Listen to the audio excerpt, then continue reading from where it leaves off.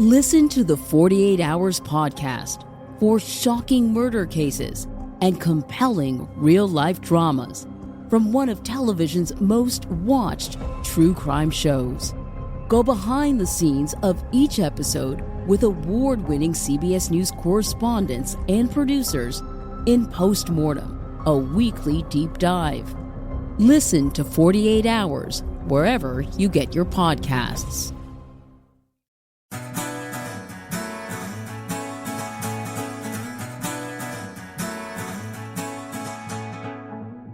Audience, I often email or text Phil to say, how do you hold your face on straight?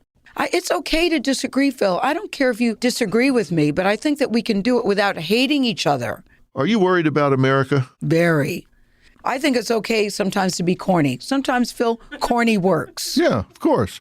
What's the most fun about what you're doing on the air? I like having a front row seat to whatever happens in the world. Well, that was Gayle King you were listening to, and she and I have been knowing each other for way over 20 years now. And it's funny, when you know somebody really well and then you sit down and start digging in, you find out there are things you really don't know. So we plowed some new ground, and I got to talk to Gayle King, who has a front row to life because of what she does, and she has some really interesting observations. And you're going to get to hear Gayle King uncensored, and that's coming up in 40 seconds. Hey, it's Donna from Daily Dose of Donna. Every weekday afternoon on the Daily Dose of Donna podcast, I cover all of the reality TV and celeb gossip and breaking news. I'm a former TV casting director. My husband works in reality TV, and I live for the Housewives, the Sister Wives, the Southern Charmers, and the Summer Housers. And let's be honest, all of the drama. I'll give you a day's worth of celebrity and reality news weekday afternoons in just under an hour. New episodes of Daily Dose of Donna post weekday afternoons and are now available in video on Spotify. Subscribe to Daily Dose of Donna, that's DANA, on your podcast app.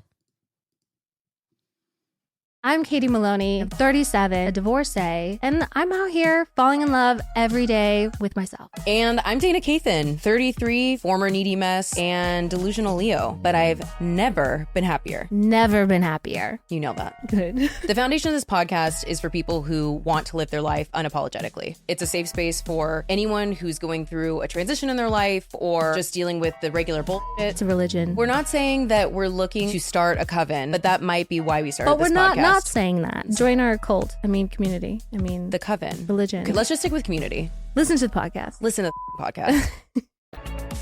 So Gayle King, Dr. Phil McGraw. how long have we known each other? Oh, we would have to go back to Amarillo. And I first heard about you because Oprah said there's this guy from Texas named Phil McGraw who doesn't hold any punches, who really tells it like it is, and he's making a lot of sense to me.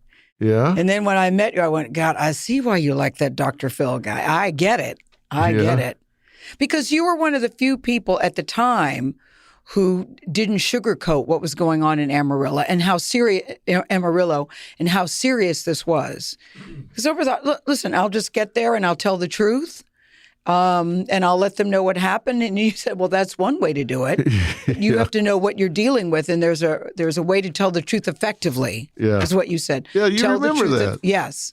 Because you said when the rubber meets the road, you're going to get your ass handed to you. That's a direct quote. Yeah, that's a direct quote. Yeah. But there is a big difference between telling the truth and telling the truth effectively. Effectively, yeah. Because words are powerful, right? Exactly, as we know today. Words are, we'll talk about that because words are powerful. I always tell people, look, I hear people all the time on the show catastrophize. They come in and say, oh, my life is horrible. I say, really, what's happening? Well, my spouse, they don't talk to me enough, or my kids are rude. I say, that's not horrible. Yeah. Come with me to the children's burn unit at Parkland. Yeah. That's horrible. Yeah. Yeah. The other is inconvenient. Yeah. Words are powerful. Don't use words like horrible, terrible, catastrophe if it doesn't apply. But you know what? This reminds me of something, Phil, of what Maya Angelou said. May she rest in peace. My mom had died. I was going through divorce, and I said, Maya, it just can't get any worse. This is horrible. She said, stop it. And I go, what do you mean? She said, take it back. I go, take what back? This is not horrible. You want to know what horrible is? Did you get up this morning? Did you get out of bed on your own 2 feet? Do you have feet? Do you have clothes? I mean, she went through a whole litany of things. Yeah. By the time it was over, I go, okay, well, I guess it's okay that my mom died. I'm going through a divorce. She said, I'm not saying that, but don't say this is horrible. Yeah. That's not, so to your point, that's what made me think of that. One of my favorite things that she said was, we did what we knew how to do, and when we know better, we do better. Yeah. Isn't that great? Yeah. That's such a wise thing. And so true. Yeah. One of my favorite things comes from your dad, who said, because you've quoted him a lot on the show, when you said, if you knew how little people thought about you... How seldom they thought about you. How they don't spend a lot of time thinking about you. You might have a very different perspective of things. Yeah. You knew how seldom people thought of you. You wouldn't worry so much about it. Yes, yeah. Which I think is good. Yeah, which is true. Yeah. I mean, we all think the world revolves around us, right? It's so true. So how are you? Tell everybody how you're doing.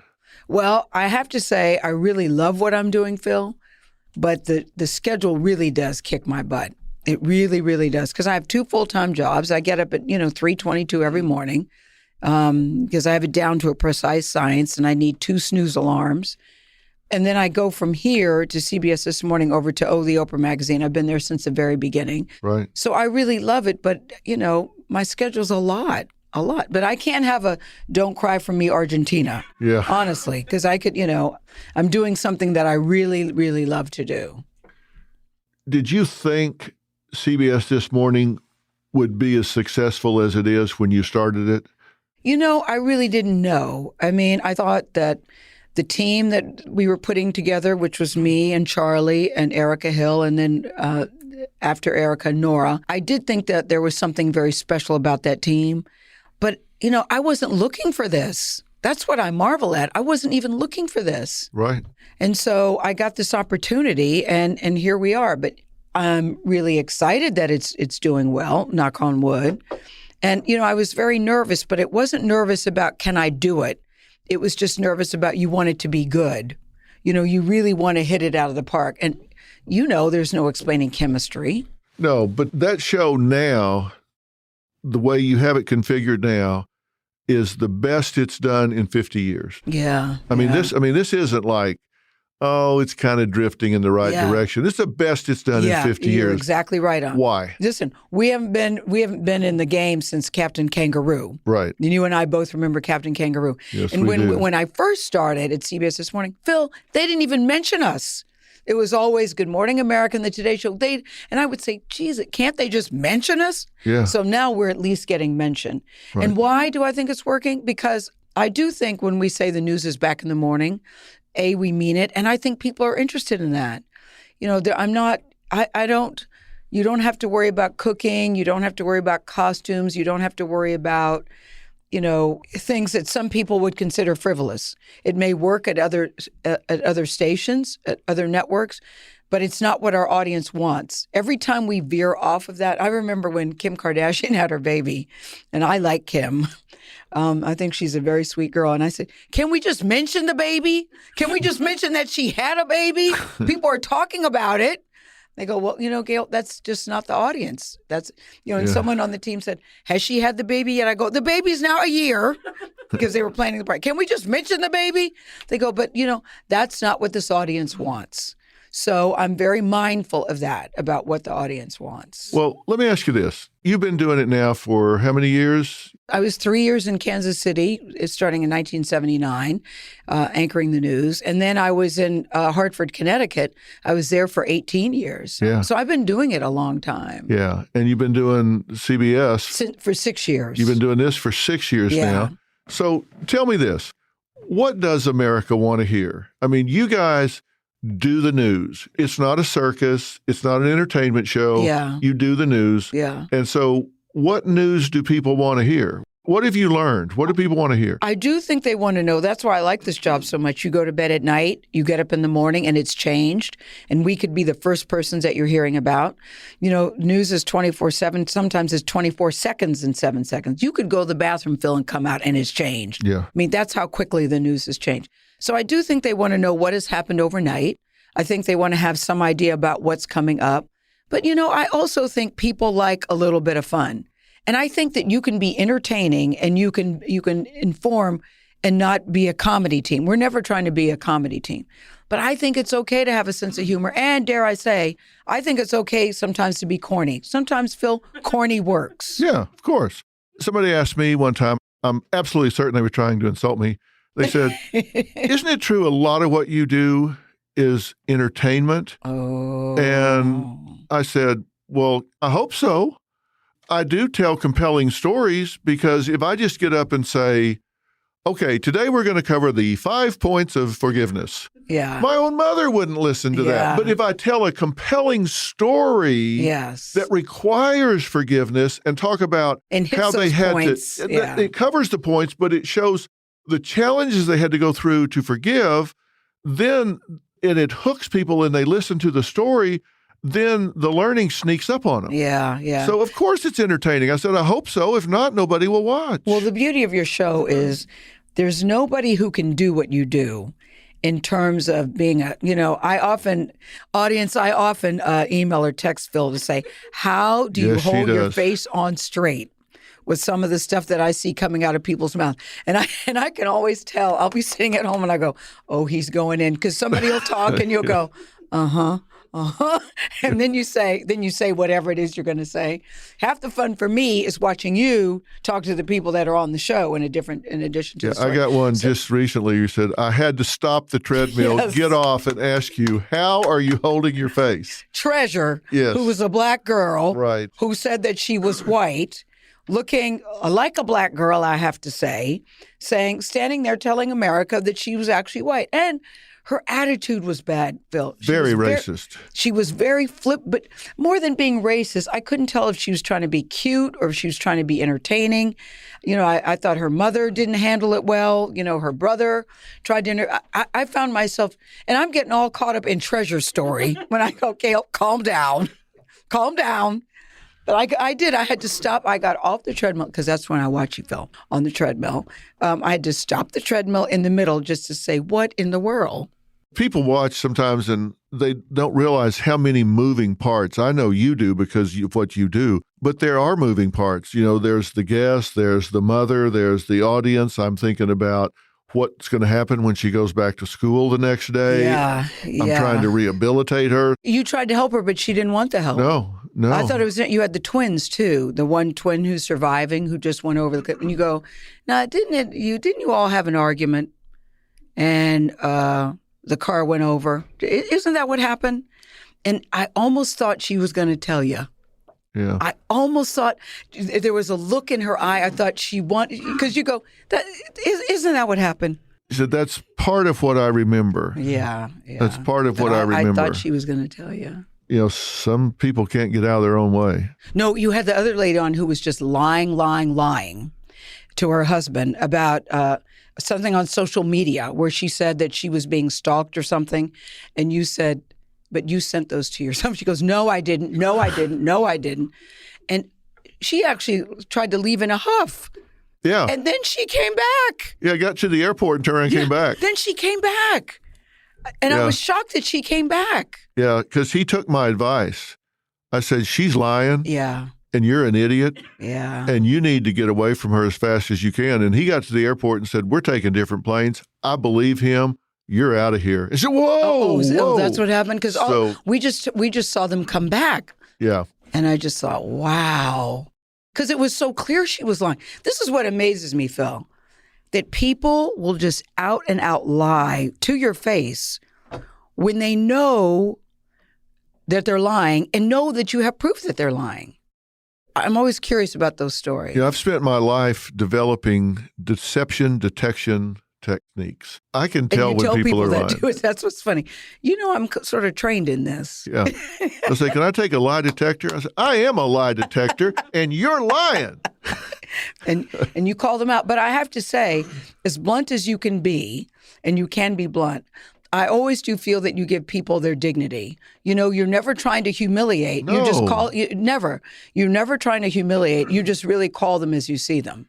You know, a friend will tell you if you've got broccoli in your teeth. Yes, yes, yes. A friend will tell you if you Yes. smell like a goat. Yes. You tell people the truth. Do I smell like a goat? Gayle, I was going gonna to mention- today. Yeah, but course I'm not. still watching. I'm still watching and Well, taping. you are the fan. Yeah, I catch up on the weekend. Sometimes I used to be able to watch every day after, but the schedule's very difficult. Yes, it is. So I do a lot catching up on the weekend. Are you worried about America? Very. What scares Not you the on- most? Phil, not only am I worried about America, I'm very afraid and very sad about America. You know, I was at a dinner party Saturday, and that's all anybody was talking about, the shooting in the synagogue.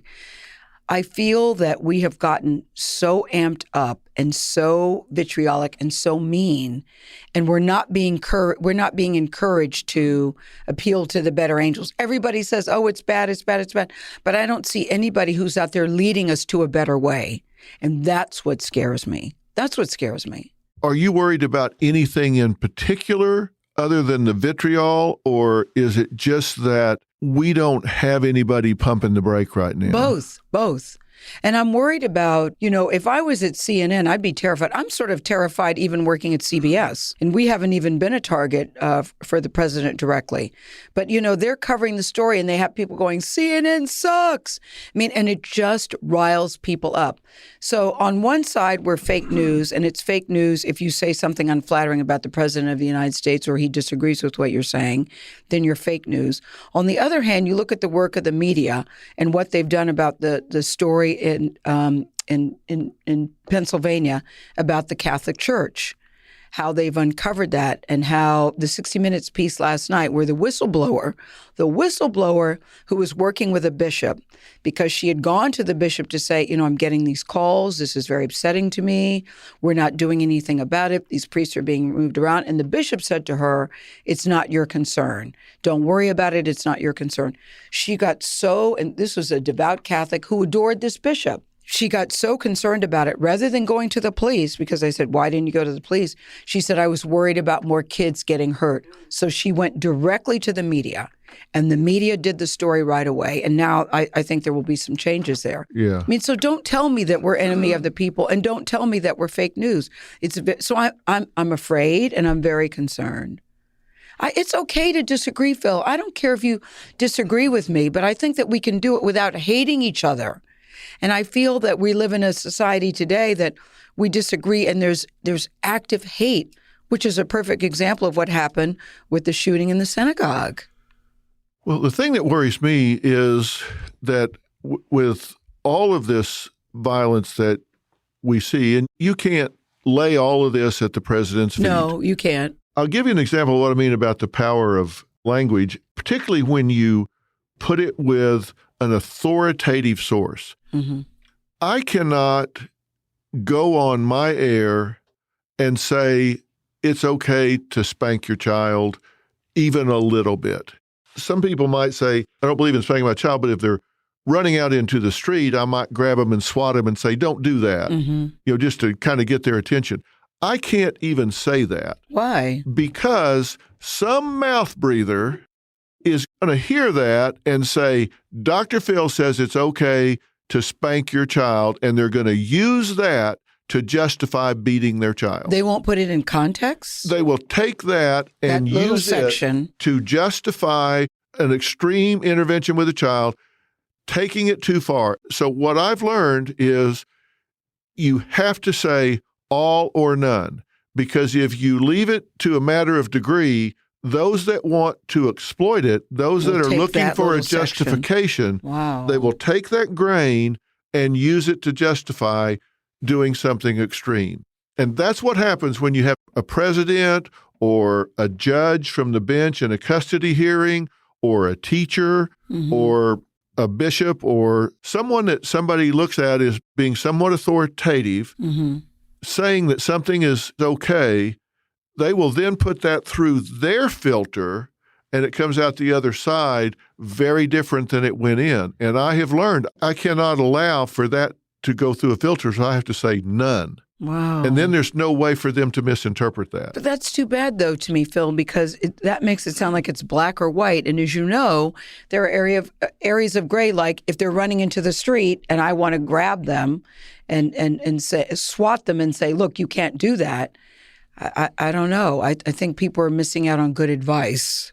But I've had to weigh that, and I'm just telling you, if you have a child that undergoes years of abuse and you get quoted as a source, you go, you know I what? hadn't thought about it There's that way. other ways to go about it. So when the president gets up and says fake news and we ought to kill this guy, he had somebody at one of the events and said that guy ought to get dropped a few times on the way out or whatever he said. And said, I will pay for your legal bills. Yeah. Early in the campaign. I mean, come on. Here's the thing. A lot of people will say you're too easy with the president or you didn't do this with the president. Piers Morgan got criticized for being too soft with the president. I asked him about that, and he said, you know what? People don't understand. You start asking hard questions, your ass is out on the sidewalk about the third question. So if you want to get something out of the president, you've got to spoon feed and walk along very gently, because if you start saying, isn't it true? You're talking to yourself out on the sidewalk in 3 seconds. They'll have you out of there before God gets the news. Yeah, but you wouldn't do that. You wouldn't do that. Isn't it true? There's enough just to sit and talk. Of course. Yeah. I have ways to getting to the truth.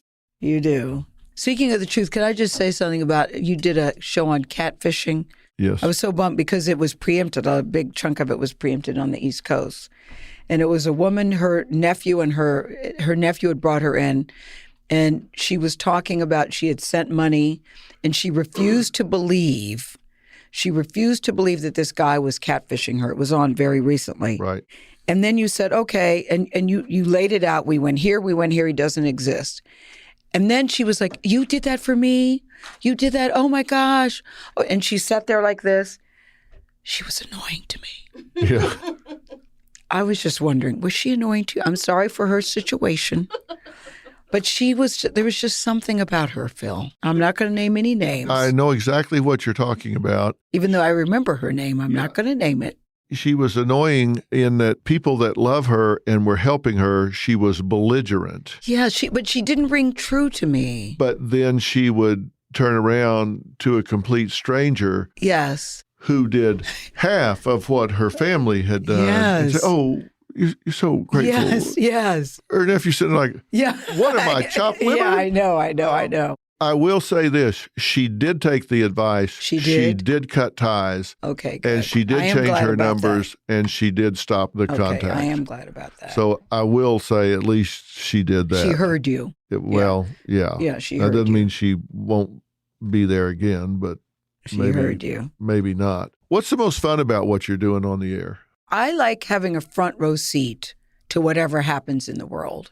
Isn't that great? I think so, Phil. I like having a front row seat. You got to press past the life. Oh, I'm going to use that. Oh, I'm going to so use that. Can you give me a piece of paper so I can write that down? And guess what? I won't be crediting you. It's a press past to life. There you go. Oh, my gosh. You can write that down. I am. But isn't that true? Yes. I know. I always say I have a front row seat to whatever's happening. You know, I walk in my house. The first thing I do is turn on the TV. Yeah. The first thing I do when I get up in the morning, the TV, quite often I fall asleep to the TV on, and it's still on when I wake up. I have a TV in just about every single room in my house, including the bathroom. I like knowing what's going on in the world. What's it like to be able to walk in anywhere, to any event, to anything that's going on, and be able to walk in, walk up, observe, and report on anything that's going on anywhere in the world? I say it's a privilege, but I also know that it's a big responsibility, and I don't take it lightly. I don't take for granted. Talk about words have power. I know very, very well when we're sitting there at that anchor desk on CBS This Morning, you better be very careful about what you say. You better be very, and I take it seriously. Listen, all of us who are reporting the news have an opinion. But what I know is, in most cases, the audience isn't interested in hearing my opinion. That's why I miss radio so much, because you really can just give your opinion and have conversations. You're not there to give your opinion, because the power of your words have meaning. And that's never lost on me. But to answer your question, what's it like? It's a kick. It's a kick. to be able to really go just about anywhere in the world and be able to report the story to someone else is a huge kick for me. I still, Oprah teases me about, God, local news doesn't get old to you. No, it doesn't. It doesn't. From the time I was first starting to report about the police chief or the fire department or something that's going on, I love being that kid and still do. Do you notice the whole time we've been talking that I never brought up Oprah's name? I didn't notice it. Yeah. Is that a bad thing? No. Oh. Does it bother you that some people define you as Oprah's friend? No, because can I ask what's bad about being her friend? Yeah. Really? What's bad about being her friend? That's my point. Yes, I know. I look at both of us sitting here. Because I'm damn sure her friend. Yes, and people first learned about us on the Oprah Show. Absolutely. And that has never been to me a negative ever. Mm-hmm. So no, that doesn't bother me. That doesn't bother me at all. This is so funny. People ask me all the time, you should write a book. I go, about what? They go, oh, you could write about anything. And I said, for instance, what? I just don't think I'm all that interesting. Well, what if you wrote a book about friendship? Well, no, I'm going to pass. So no, that doesn't bother me at all. The reason I said that is because I let you bring it up because I know people in Oprah's life and I'm one of them. Mm-hmm. And I know me and I know how hard I work. I know how hard you work. I know how prolific Stedman is. Mm-hmm. Oprah surrounds herself with people that are smart and sharp and hardworking. Mm-hmm. She's not an entourage kind of person. That is the last thing in the world that Oprah is. She's down to earth and she likes who she likes and doesn't who she doesn't, and that's what it is. But, I feel this, Phil. I feel, for the most part, people would have no clue unless you were in Connecticut or Kansas City where I actually anchored the news. Mm-hmm. You would not know my name. So I'm okay that for many people, they first got to know me because I'm her friend. But I also think that will only get you so far. They're not going to give you a job because you're somebody's friend, right, unless they feel that you can deliver. So, right, it's so funny. When I got this job and I was on the air, people would write me and go, wow, you are so good. How did you learn to do that so quickly? Yeah. Which was funny. How did you learn how to do? I go, you're an overnight national success. God, yes, it's a miracle. How did you learn to do? I go, well, I had actually you had a job. Some people say, I didn't even know what your last name was. You have a last name? So, that was very gratifying to me. You picked it up so quickly. Well, I've been doing it a long time. Yeah. But that's okay. That's all right. I say about myself and that, I see myself standing in her light, not in her shadow. And it's a really good light to stand in, too. Isn't it the just? Yes, it's very bright. Yes. And I tell her that all the time. Yeah. Yeah, I do. I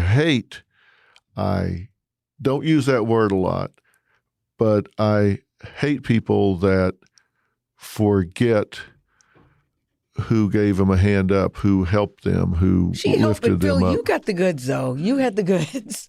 It just started out with Tuesdays with Phil, wasn't it? Were you just on Tuesdays? Yeah. Right. You had the goods. Well, I've always said Oprah can lift you above the noise. Uh-huh. But you got to stay up there. Yeah. Hey, I just read you signed a new contract to 2023. I did. So you're not tired? No, I'm not tired. Why are you not tired? Because how many years has it been? I'm in the 17th season now, plus 5 on Oprah. Why are you not tired? I'll ask the questions around here, woman. I'm not tired because we keep freshening things up, and we are doing a lot of news stories now. Yeah, I like that. And we're doing stories that we probably couldn't have done if Oprah was still on the air, because when people want to tell their story, they want to tell it to the biggest audience they can, to have the biggest impact they can. And that was Oprah. Well, now it's the Dr. Phil show. Yeah. I like when you do news stories. I like when you talk to the people about something that's going on. I actually enjoy that. Because I try to bring a different perspective to it. I'm not a day and date show. So you, Gayle, will report the news the morning of.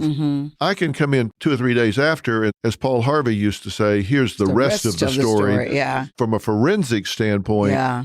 here's the impact on everybody that was involved. Here's why they did what they did. Here's what happens when the cameras go away, the lights turn off, the satellite truck pulls away. Here's the aftermath. Here's what this means. You can even do it a month or two later when people are really sometimes not ready to talk in the beginning. Yeah. And then by then they've had a chance to take it all in. Yeah, I like that. It lets you go behind the headlines and tell people what's really going on. And both are important. You got to tell people what happened, and then you have to tell people what's happening. Those are two important but very different things. And that's what keeps me from getting bored, because in the beginning, we didn't do a lot of that. We did a lot of evergreen staple type shows. And now we pepper in these things, and it keeps me from getting bored because I don't know what's going to happen today that I might be talking about next week. And what you know is something's going to happen. Absolutely, it's going to happen. Yeah. You will never run out of topics, I will say that. No, because that's somebody's for sure. always either doing something stupid or they need help, or somebody's doing something great that you're going to want to report on. And the good thing is I have a very broad lane. Psychology, that kind of applies to everything. I mean, it applies to your career, yourself, your marriage, your parenting, your kids, your relationships. I mean, just everything. Your so job. It's a broad lane. Yeah. It really is. So again, I'd say you won't run out of topics. I certainly hope not. When you approach a story, how do you keep your feelings out of it? How do you keep your political leanings out of it? How do you keep your emotions or your biases out of it? I just do. It's not something that I have to work and think about and say, got to be careful here, because I'm very mindful what my job is. Now, we'll sometimes get a story that's so horrific, like the synagogue shooting, or for me, it was the Newtown shooting with the kids, as it affected everybody. But I'm a Connecticut resident. I anchored the news in Connecticut for 18 years, so I know that state very, very well. So, that's one of those stories that just affects you very personally. But I just know that that's not my job to give my opinion, and I'm just very mindful of that. It's difficult sometimes, but I know that's not my job. So that's not a hard struggle for me. It's hard to not be emotional, though, sometimes when you see the pain and the suffering that are there. But I don't think that's giving an opinion. I think that's just being a human. Human being. That's what I say, too. Yeah. I was just going to say, there's nothing wrong with a little emotion when you feel it when something is just horrific. Yeah. Yeah, and I said to somebody once, I make no apologies for, I actually use that as an example, I make no apologies for being a human being. Yeah. And so if I get docked for that, or people criticize that, or say it's unprofessional, which some people do think, I make no apologies for being a human being. Yeah. Well, you're not a news robot. Yeah, all right. Seriously, people do want to get news from somebody that tells the entire story. And there's the event, there's the impact, there's the emotion, there's the turmoil, there's the chaos. And if you just are one-dimensional, that's not a very interesting account of the events. You don't feel like you're there. You don't feel like you've been part of what happened or have an understanding of what happened. I agree. Now, when you went to school, you studied psychology. Yeah. You were going to be a child psychologist. Yes, I was. Because, Phil, I still like listening to people's problems and giving unsolicited advice. You can ask Kirby and Will about that. They're now 31 and 32, and I always have an opinion about something. But I've always liked listening to people's problems, or I actually thought I'd be good in law school, too. I could see myself arguing a case before a jury, trying to convince the jury whatever my position was. And I got hooked on TV in a very happenstance way. I was working at a camera store next to a TV station, and then I became hooked. You said you walked into a newsroom. Yeah. And you got high on the urgency. Yes. It was a breaking news day, and it was fascinating to me because, when you're a layperson walking in, it looks very chaotic. Yeah. And what are people doing? And you would hear a countdown, 10 seconds, 5 seconds, 2 minutes. And I thought, how are they going to pull this together in 2 minutes? How are they going to do this in 10 seconds? That red light comes on and you got to be ready to go. But I was so fascinated by that and where they were getting the information from and putting the newscast together. I thought, how do they do this? And I was in college. I'd been watching the news station. So it was fascinating to me to see people in person that I'd seen on TV. To this day, when people come in and they see me in person, I'm always sort of taken aback when they're surprised to see me talking to them. Yeah. I mean, doesn't that get you where they go, oh, my God, I can't believe, but you're here in the building where I work, but you're talking to me. Well, Well, I'm talking to you because that always takes me aback a little bit. Yeah. But I remember the first time I saw somebody on camera who, in person that I'd seen on camera, I was like, wow, there's J.C. Hayward. Wow, there's Bruce Johnson. Then what we all know is we're just people too. Yeah. With the same issues as everybody else. It's just that more and more people may know our names. But the power of television is amazing and scary at the same time, right? Right. It's very, very, I think this job, Phil, is a big responsibility. That's what I think. It is a big responsibility, and I take it as a big responsibility because I know people that watch me are very likely to take my advice. Yes. That's why I said what I said about spanking. They can distort it, or they can use it, or they can abuse it.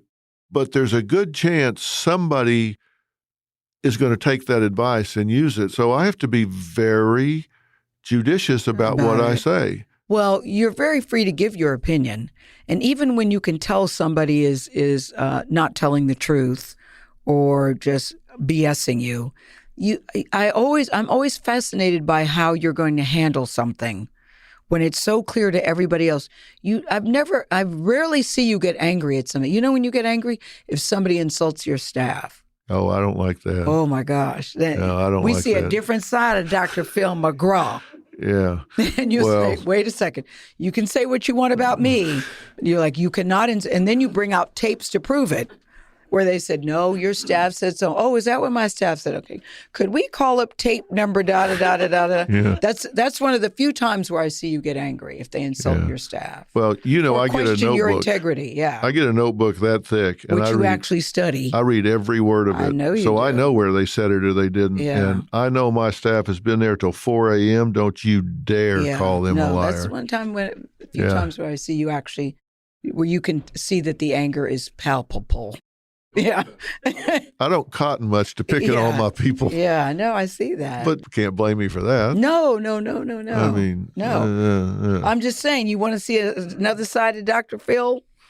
Say something insulting about somebody on his team. Yeah. If you don't like Lordy. that, say something about my wife. Yes. Well, I don't know anybody who says anything about Robin other than, it's so great to see her every day, and doesn't she look lovely? Yeah. I'm controversial. Everybody I like when loves you have her. Robin. Yeah, I know. I like when you have her on.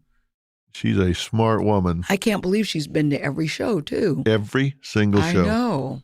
2,800 so far. I know. I can't believe Never that. missed. I can't believe it. She can have a toothache or the flu. It doesn't matter. She's there to support me, which I think's amazing.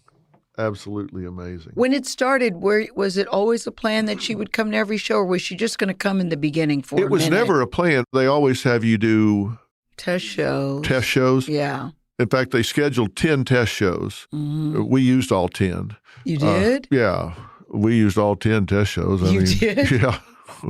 We used them all. Most people we know have a test show and they go, it's never going to see the light of day. They used all yours. Wow. Yeah, we used 10 out of 10. And but wait, before you finish, I remember Phil doing a story before the show launched and said, are you nervous? And you said, no, I'm not nervous. You said, nope, I'm not nervous because I think we have something here. I don't get nervous like that. I get focused. I get up for it. You know, I might get butterflies in the sense of getting adrenaline to do it, but I don't get nervous. Wow. I've never heard of anybody that used all 10 test shows, though. Yeah. I've never heard that. Well, I had a great team. I've got the same executive producer I started with. I've got the same 7 cameramen I started with day one. Well, one of them actually passed away last year, so I've got 6 out of the 7. I got the same director. I've got everybody's there. I've got the same supervisors, got everybody. You know, nobody leaves. Well, that's a testament to you, though. And they believe in what we're doing. Yeah. You know, they believe in the work. They believe in what they're doing, in what you're doing for sure, but they also enjoy working for you. So you could believe in what you're doing and have a jerky boss. Yeah. And it could get to the point where you say, I believe in what we're doing, but I can't take him or her. I got to go, even though I love this job. So it clearly is a testament to you, too. We laugh a lot. Yeah, I know. We do. I mean, sometimes it's gallows humor. Yeah. You know, when it's something terrible, but we do laugh a lot. You said something I thought was interesting. You said that you worry some about backlash of the Me Too movement. Yeah. What's your worry? Because, Phil, you know, a woman makes a charge. Right. and the man instantly gets the death penalty. And I, talk about black and white. I think there are a lot of gradations. And it does bother me that in some cases, it's ready, aim, fire. And the guy, there's no due process. There's no second chance. In some cases, there's no investigation. And so I do worry about that. On the other hand, I also believe that most women don't make these stories up. I believe most women don't make these stories up. But for instance, I'll give the example that I was thinking about when I said that. Aziz Ansari. I just think that girl just had a bad date. And we've all had those. A guy makes a pass at you, you're not interested, and you say, knock it off, I'm not interested. She did leave. I mean, now he's lumped into one of the jerky men of the Me Too movement. And that bothers, and I don't even know Aziz Ansari. I've met him, but I can't say I know him. I look to some degree about Al Franken. I can't even say I know him either. But I just thought he did something that was stupid, immature, and sophomoric. That picture where it looks like he's grabbing a woman's breast. Yeah. But he wasn't touching them. It was just a stupid thing to do. It was back, they were all comedians. They were traveling around. It was someone that he knew. And next thing you know, he loses his Senate career. That I actually thought that was, is there no way to have a discussion here? It's unfortunate, though, because his issues came at the same time they were fighting the Roy Moore case in Alabama. So it turned, in my opinion, into a political issue for him. How can the Democrats support Al Franken and then take down Roy Moore? Well, I thought they were two totally different cases, and they all got lumped in together. So I do worry about it. But I'm glad there's been a Me Too movement. I'm glad that women are speaking up. And I think young women coming up today won't have these same issues. It clearly is timely. It clearly is needed. Yeah. But I worry not just in this, in all things, there's the concept of guilt by accusation. Yeah. I don't care who you are, when we are a headline society. Yeah. We are an ADD headline society. Because people don't read the whole story, as you know. They don't read the whole story, Yeah. and they never read the retraction. Yeah. Because Yes. the headline Yes. is 3-inch screamer, and the Yes. retraction is on page 17. And it's this big. It's Yes. 2 inches. Yeah. They don't read that, and you don't get a second chance at a first impression. When there's an accusation leveled, and particularly if there's a zeitgeist at the time, there's a mob mentality where everybody is guilty, guilty, guilty, guilty, and then you get thrown in to the guilty zeitgeist by accusation, you're toast. It doesn't matter whether you were even in town. Mm-hmm. Exactly. You're toast. All you got to do is get accused, Exactly. and you can be absolutely ruined, and that is Exactly. dangerous. Exactly. And not just Me Too. It doesn't matter whether it's a priest in a sexual situation, or it's somebody cheating on their taxes, or a Wall Street person that supposedly was caught up in the junk bonds. It doesn't matter what the scandal of the day is. If you get accused during that zeitgeist, you're in a lot of trouble. And that's a scary thing psychologically. And right now we're in the zeitgeist. And I just think I think we should all just be very careful. And when you say that, people get very mad. Women in particular get very mad because they think, that that you're not standing up for women. I think quite the opposite. I'm just saying, there are always two sides to every story, and I just want us to be careful about it. That's all. A woman can get marginalized, which is totally unfair to her. Well, to some degree, I agree with that. But on the other hand, when I hear men say, I'm confused, I don't know what to do, I don't know what's right or wrong, I kind of call BS on that. But this is what I say, though, Phil. Don't do anything that you wouldn't want done to your wife, with your wife, or your sister or your daughter. I just don't think it's so confusing or so hard to figure out what's appropriate and what isn't. Yeah. But I also think that there's a way around that. Either bring a colleague, or you have it in a public place, or you do it in a conference room. I mean, I would hate for men in power positions to use that as a weapon against women. Because a lot of deals happen, with over a drink or on the golf course or, hanging out. Deal making is done. Mm-hmm. And, it would be a shame for women to get left out of that because men are, quote, afraid. Yeah, I agree. So y'all need to figure out another way, Phil. Yeah. Y'all men people. Yeah. Y'all need to figure out another Yeah, way. y'all need to figure it out. Yeah, yes. yeah. Y'all yeah. do. Your top people are women, Phil. All my people are women out there. I got like 5 men, it seems, and all the rest of them are women. I'm told Hollywood's a bunch of stars with sycophant yes men around them. I can't find anybody that doesn't argue with me every day. I got 300 women. Every one of them argues with me every day. I said, I don't want to do the show. Yes, you do. No, I don't. I don't want to do it. Yes, you do. We'll see and what a then, better man it's made you. Well, they're right every time. That's what makes me so mad. Yes. Starting with your wife and your granddaughter. Yes. Oh, my God. Oh. Jay was trying to take Avery somewhere the other day, and he said, let's go in and we'll get you some ice cream. I have my pajamas on. You're 6. It doesn't matter. I'm not going anywhere with my pajamas on. You can forget it. Well, how about I go in and buy you a jacket and we put it on over here? Well, okay. Hold it up and let me see it.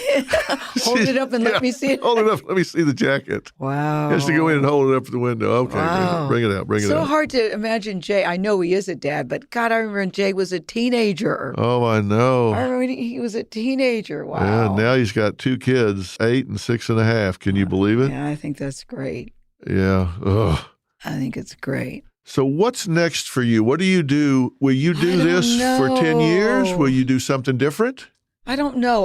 Let's see, I'm 63, so I don't see myself doing this in 10 years. But honest to God, Phil, I didn't think I'd be doing this. So I honestly don't know. I don't have an expiration date in mind. Yeah. I don't have that.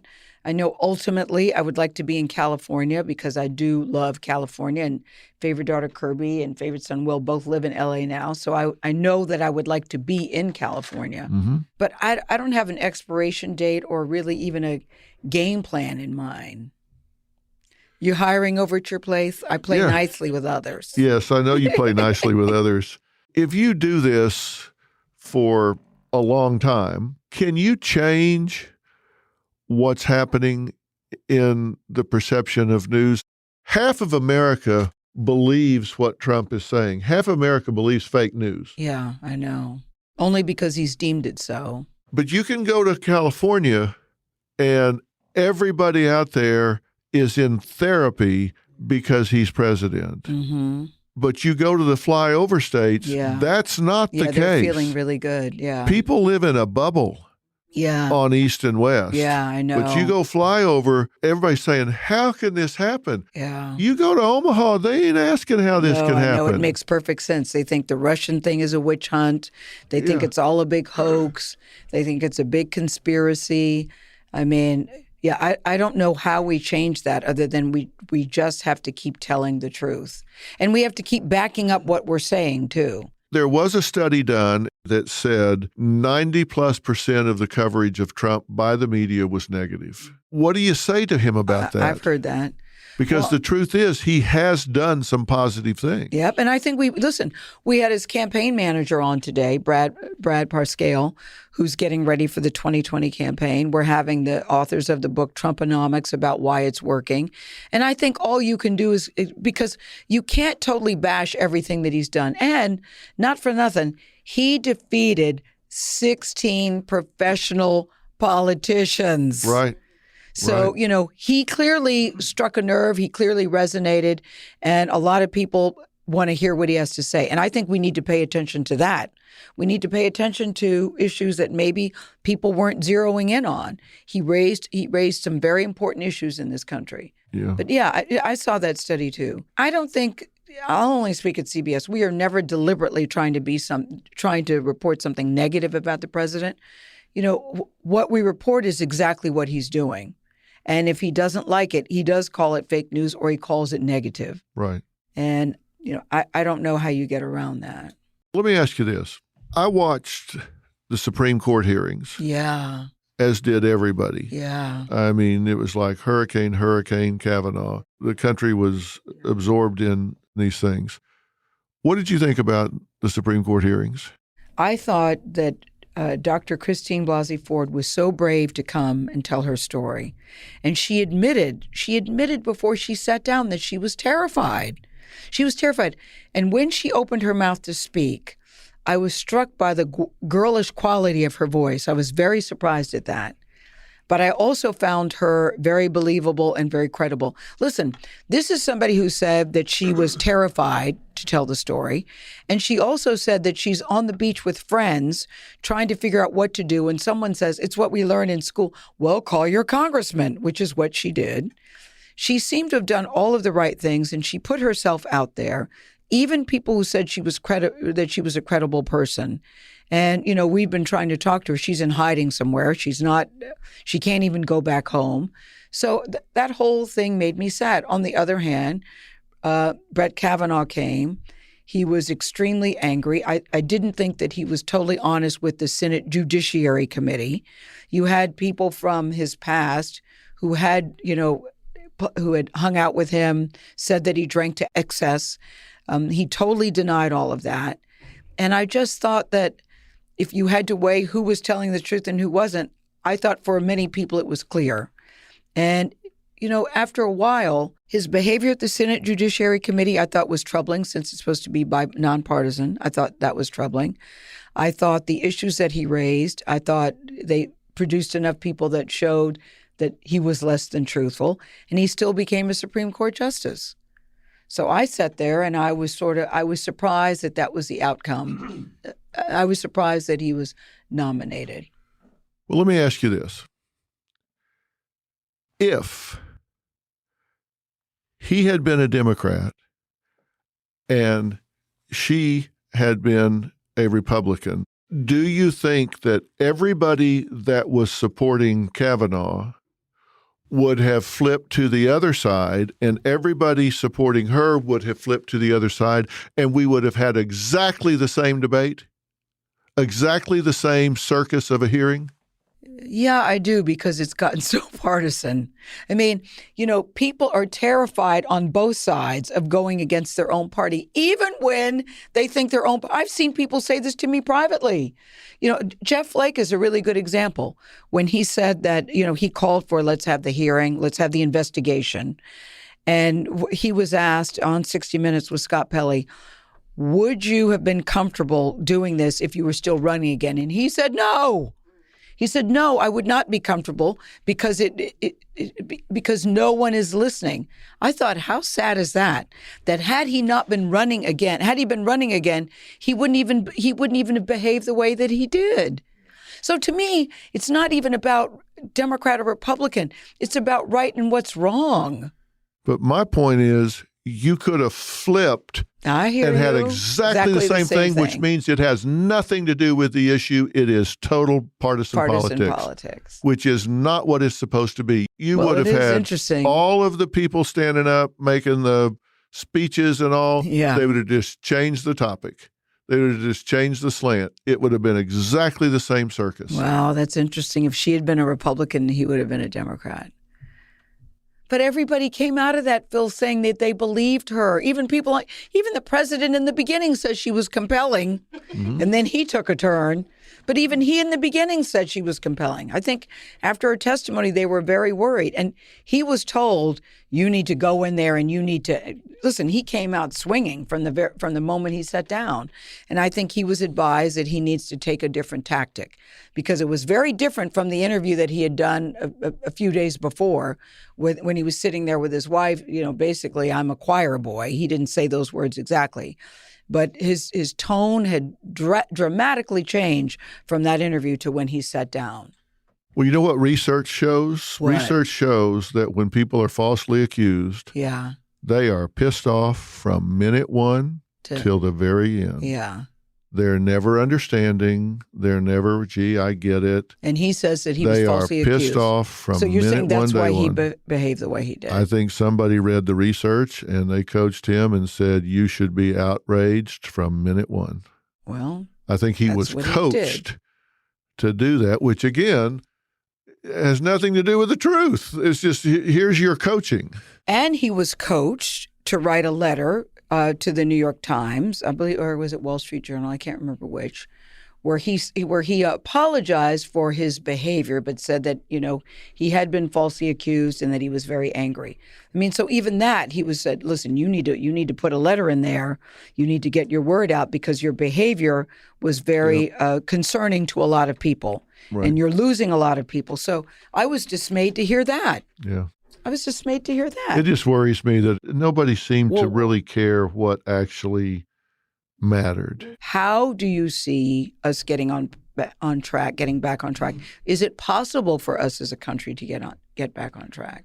I believe it is. I think it is, but it requires everybody to start understanding I don't have to love everything that you say or do to love you. Right. Right. I don't have to agree with everything you say or do that too, to then be great friends with you. Yeah. Yeah. I can have a disagreement and then we can go to lunch. We can compartmentalize our differences and still treat each other with dignity and respect. Exactly. Compassion and caring, and compartmentalize our differences. We may disagree about forestry or any political issues or football teams or abortion issues or what, but that doesn't mean we can't say, okay, I respect your right to disagree. Yeah. Let's go have lunch and talk about things we do agree on. Yeah. Yeah. And that's gone away.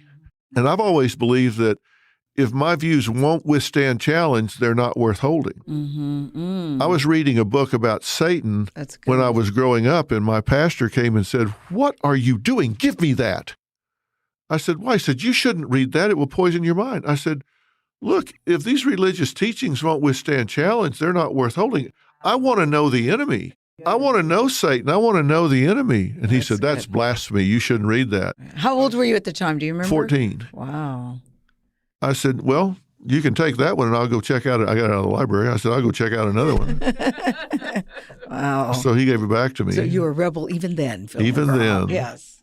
As soon as I was old enough, I was out of that church, I guarantee you. Tell me about this book. So it's called Note to Self, and my name is on the cover, but I can't claim credit. It's a compilation. It's one of the most popular things we do on CBS This Morning. Yeah, it's very, very cool. I do like the friend. You should do a Note to Self, Phil. You think? Phil, yes. Would you be interested? I think that would be good. I would like that. Yeah. I'm going to suggest it. So we take people, some famous, some not so famous, and talk about what are their big life lessons. What did they when they were younger? What did they think? It's sort of your note to your younger self. Yeah. What you're concerned about, what you're worried about, how you turned out. It's a very popular feature, and we've taken it and put it in a book form. I like it because I believe in continuity of ID. I believe you got to stay in touch with who you were all the way back. Good, bad, or indifferent, you got to stay in touch with who you were. That's why I listen to oldie music. To what music? Oldies. Oldies like what? Yeah, I mean, back to the 60s, Motown and stuff like that, because that was an era that I don't want to forget. Music transports you emotionally, not intellectually, but emotionally. You hear songs that identify with different things that were important to you during that time. I'm fascinated by you can hear an old record from years ago and still know all the words, but can't remember something that's current right now. Yeah. I'm always fascinated by that. My boys keep telling me, "Dad, your oldies are getting old." So when is Gayle going to marry? Do you have anybody for me? I used to really want to get married again, Phil, but, and I'm still open to it, But what you would like is to have somebody to share your life with. That's what I would like. So it's not necessarily marriage that I'm seeking, but and the word boyfriend sounds so silly at 63.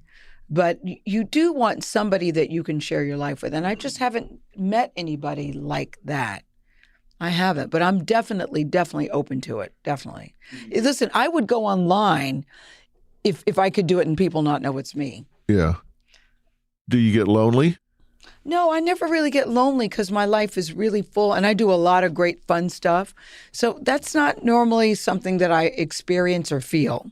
I can honestly say that. But at the end of the day, like for instance, this weekend, I was so happy to be home alone and not have to worry about anybody because I've had just a crazy, crazy, crazy week. So in many respects, it's nice to be able to come home and not have to worry about anybody but yourself. But that said, I think everybody wants somebody. I call it couple speak. You know, when I was married, my ex would say, "Do you want anything from the store? You know, I'm on my way home. We need any milk?" I mean, I like that kind of, the important things in a relationship are the day-to-day intimacies, if you will. It's not the big things. Yeah. It's the day-to-day of living life. So I would like that. It's important that somebody cares where you are. Yes, during other the than my day. doorman. Yeah. You know, like if I'm not down by X time, you better call upstairs. Yeah, exactly. So it'd be nice to have somebody that, that really is concerned about you. And I have that certainly with my favorite daughter and favorite son. But I think ultimately you want to have somebody you can share your life with. Yeah. Because they have their own lives too. Well, sure. It's nice to create memories with somebody that you can reflect on. Exactly. Yeah, and you have that in many respects. It's just not in a romantic way. Exactly right. But, Right. I think a little romance is good, Phil. Yes, it is. So, and I will keep my ear to the ground. Yeah, there's different people, but nobody that I'm prepared to say, ta-da! Final comment and question, because I want to respect your time. How do you feel about being inducted into the Broadcasting and Cable Hall of Fame? Phil, I still can't believe it, to be honest with you. When they called me and I said, for me to do what, when? So I am very, very flattered by it. And you look at the past inductees and you think you're now going to be part of that group. It's sort of overwhelming to me. It is. I was inducted 2 years ago. I know. And I saw your when name I up looked there. at the list, it's Yes, like, me too, Phil. holy shit. Yes, me too. Like, seriously? That's what I said. And so I'm trying not to be, because somebody said, "Oh God, Gayle, stop acting like a girl." Like, I don't know, I'm sure, blah, blah, stop. A guy never says that. What you ought to do is say, yeah, and I do feel that, but I'm also very like, wow. I'm also very, wow, me? Yeah, I was really flattered, but I didn't have any of that really. It was like, okay. Yeah, that's what I'm saying. Yeah. Yeah. It was like, I was flattered, but it was like, okay. Yeah, I know. See, I didn't have the okay part. It's taken me a while to get to the okay part. Yeah, but you're there now, but right? I'm there and really looking forward to it. The actual event and ceremony is kind of long and Yeah. problematic, as you know, having been there, I'm sure. But Yeah. it's the being.